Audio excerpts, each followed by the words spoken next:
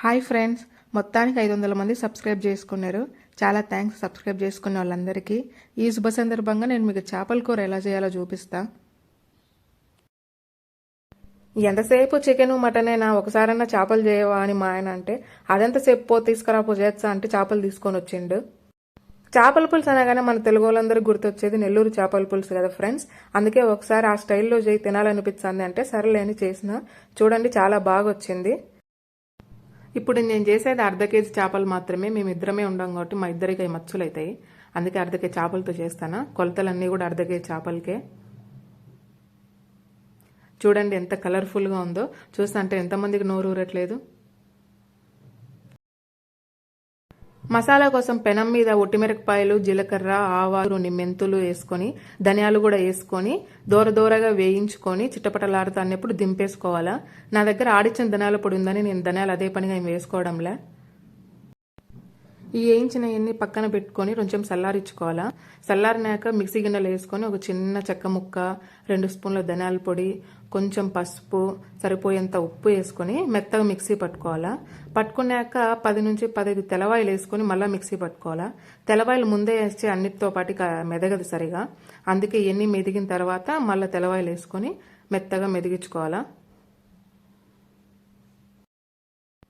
ఇంకా ఈ మసాలాను రొంచేపట్ట పక్కన పెట్టుకొని ఒక గిన్నెలో నిమ్మకాయ అంత సైజు చింతపండు తీసుకొని నీళ్ళల్లో బాగా నానబెట్టుకొని ఇట్లా గుజ్జు తీసి పెట్టుకోవాలి.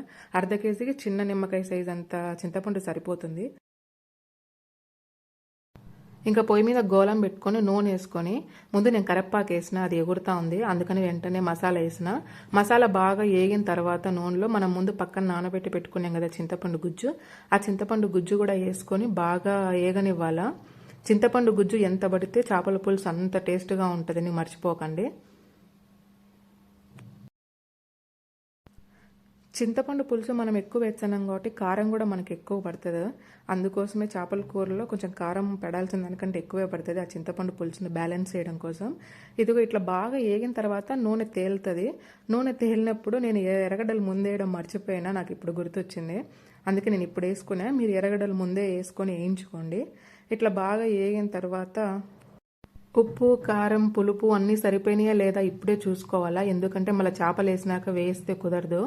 అందుకోసం మనము మసాలాను కూడా బాగా వేయించి దగ్గర వన్నాక మనకి ఎంత పులుసు కావాలో అంత పులుసు దగ్గరికి వచ్చిన తర్వాత మనం చేపలు వేసుకోవాలా. ఎందుకంటే చేపలు 5 నిమిషాల నుంచి 10 నిమిషాల్లో ఉడికిపోతుంది. అందుకే కూరకు సంబంధించిన ఈ గ్రేవీ అంతా ముందుగానే ఆల్మోస్ట్ రెడీ చేసి పెట్టుకోవాలా. చూడండి నాకు ఈ మాత్రం గ్రేవీ సరిపోతుంది, బాగా ఉడికింది. అందుకే ఇప్పుడు నేను ముందుగానే బాగా కడిగి పెట్టుకున్న చేప ముక్కల్ని నేను వేసుకుంటాను పులుసులో. చేపల కూర చేయడానికి మనము లోతు ఎక్కువ ఉన్నది కాకుండా ఎడల్పు ఎక్కువ ఉన్న గిన్నెలను వాడుకోవాలా. అర్ధ కేజీ చేపలకు నాకు ఈ గిన్నె సరిపోయింది. ముక్కలు ఎప్పుడు ఒకదాని మీద ఒకటి పడకూడదు, చెదిరిపోతాయి. అన్నీ వరుసగా అమర్చుకున్న తర్వాత మనం కలిదిప్పడానికి గంటె కూడా పెట్టుకోకూడదు. ఏదైనా గుడ్డ తీసుకొని అంచుల్లో పట్టుకొని బాగా కదుపుతా అంతా కలిసేటట్టు, ఇదో వీడియోలో చూపిస్తున్నా కదా, అలా అంతా మసాలా అంతా కలిసేటట్లుగా కలుపుకుంటా ఉండాలి. కానీ గంటె మాత్రం పెట్టి కలిదిప్పకండి, ముక్క ఈజీగా ఇరిగిపోతుంది. చేప ముక్కలు ఉడకడానికి సన్న మంట అయితే సరిపోతుంది. సన్న మంట మీద పెట్టుకొని పైన ఒక మూత పెట్టుకొని 2-3 నిమిషాల తర్వాత మళ్ళీ ఒకసారి అట్లా గుడ్డుతో కలిదిప్పుకొని చూసుకుంటా ఉండండి.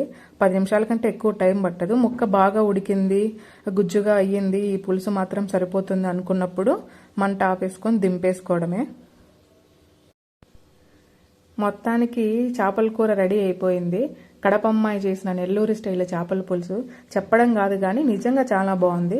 ఒకసారి మీరు కూడా చేసి చూడండి. మీకు ఈ వీడియో నచ్చినట్లయితే ప్లీజ్ సబ్స్క్రైబ్ చేయండి, సపోర్ట్ చేయండి.